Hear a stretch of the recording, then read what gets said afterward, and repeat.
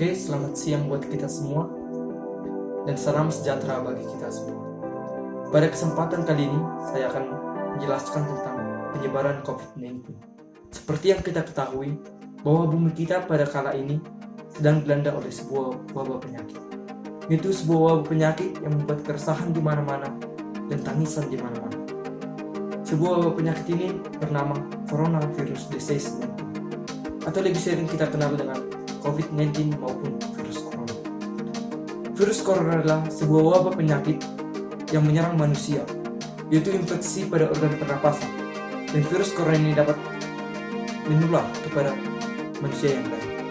Dan virus corona ini muncul pada bulan Desember tahun 2019 silam, yaitu di kota Wuhan, Cina. Hal ini disebabkan oleh perilaku para masyarakat yang kurang sehat. Dan hal itu menyebabkan munculnya sebuah wabah penyakit yang bernama COVID-19. COVID-19 ini memiliki beberapa gejala. Gejalanya seperti, pertama ada demam, kedua ada rasa lelah, ketiga ada batuk, keempat ada pusing-pusing, dan sebagainya. Pada saat ini, telah banyak orang terjangkit dalam COVID-19. Dan menurut para ahli, belum ada obat yang dapat mengobati COVID-19 ini maupun vaksin kesehatan. Baik itu obat tradisional, obat modern, dan obat mandiri, maupun vaksin-vaksin dari kedokteran. Dan oleh sebab itu, COVID-19 ini menyebar tidak mengenal bulu. 5 negara dengan kasus COVID-19 terbesar di dunia. Pertama ada Amerika Serikat, kedua ada Cina, ketiga ada Italia, keempat ada Spanyol, dan kelima ada Jerman. Selain itu, COVID-19 ini tidak hanya menyebar ke negara miskin, negara berkembang, dan negara maju. Selain itu, COVID-19 ini menyerang orang-orang menengah ke bawah dan menengah ke atas, bahkan para pejabat. Adapun para pejabat yang diserang baik dalam negeri maupun luar negeri.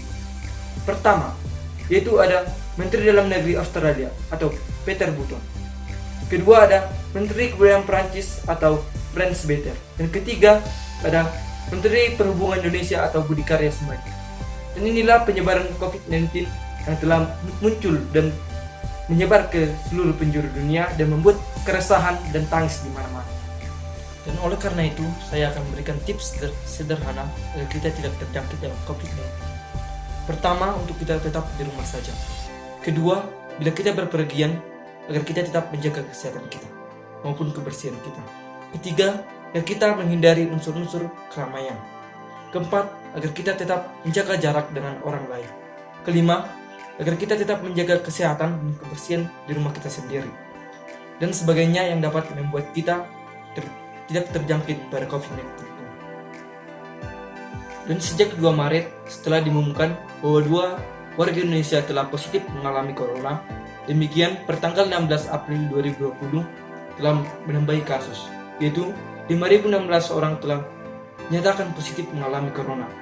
548 orang telah nyatakan sembuh dari COVID-19 dan 496 orang nyatakan meninggal akibat COVID-19 dan 169.446 orang nyatakan orang dalam pengawasan serta 11.873 orang nyatakan pasien dalam pengawasan. Dan oleh karena itu, sekian banyaknya penyebaran COVID-19 ini pasti memiliki dampak, baik itu dampak negatif maupun dampak positif. Adapun dampak negatif dari COVID-19 ini, yaitu pertama, terhentinya proses mencari nafkah para orang tua untuk keluarganya. Kedua, terjadinya PHK atau pemutusan hubungan kerja para karyawan di perusahaan. Ketiga, terhentinya proses pendidikan belajar mengajar antara guru dengan siswa.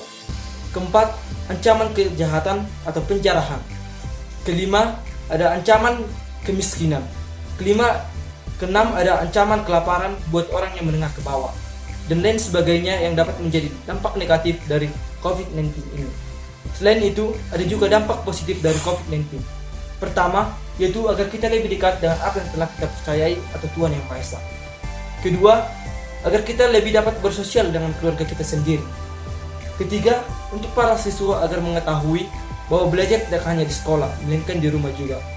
Dan lain sebagainya yang dapat menjadi dampak positif dari COVID-19. Demikian yang dapat saya sampaikan tentang COVID-19 maupun penyebarannya. Dan semoga bermanfaat buat teman-teman semuanya. Dan semoga kita tidak ikut terjangkit pada penyebaran COVID-19 ini. Sekian dan terima kasih.